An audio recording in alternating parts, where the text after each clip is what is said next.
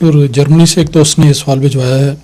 وہ لکھتے ہیں کہ نماز تہجد کی باجماعت ادائیگی کے موقع پر یہ دیکھا گیا ہے کہ اکثر اوقات امام رکوع کے بعد کھڑے ہونے کی حالت میں قرآن مجید کی اور بعض دیگر دعائیں بالجہر پڑھتا ہے اور مقتدی آمین کہتے جاتے ہیں.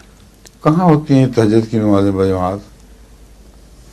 اکثر دیکھا گیا تو بہت شاذ ہوتا ہے. یہ تراویح ہوتی ہے ان لوگوں کے لیے جو تہجد پہ نہیں اٹھ سکتے، ورنہ تہجد کی تو باجماعت نماز کوئی نہیں. آپ پڑھتے ہیں یہاں؟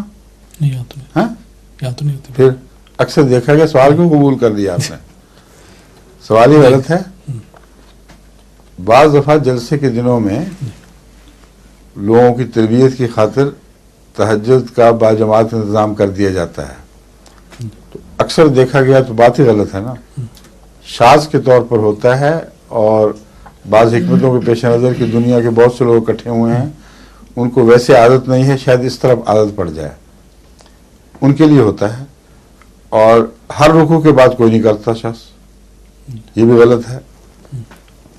آخری رکوع جو وطر والا رکوع ہے، جو نماز کو وطر کرنے والا ہے، اس پہ کھڑے ہو کر دعائے قنوت کے بعد یہ دعائیں، مختلف دعائیں کی جاتی ہیں جن میں کوئی حرج نہیں. ٹھیک ہے جی. ان کا آگے یہ بھی سوال تھا کہ اس آخری وطر کے رکوع کے بعد دعاؤں کا ایک تعلق، اس کا ایک دعاؤں کے ساتھ ایک تعلق ہے جو رسول اللہ صلی اللہ علیہ وسلم سے ثابت ہے. دعائے قنوت تبھی وہاں پڑھی جاتی ہے نا، تو اس لیے باقی دعائیں بھی اس کے ساتھ شامل کر لی جائیں تو کوئی نقصان نہیں ہے.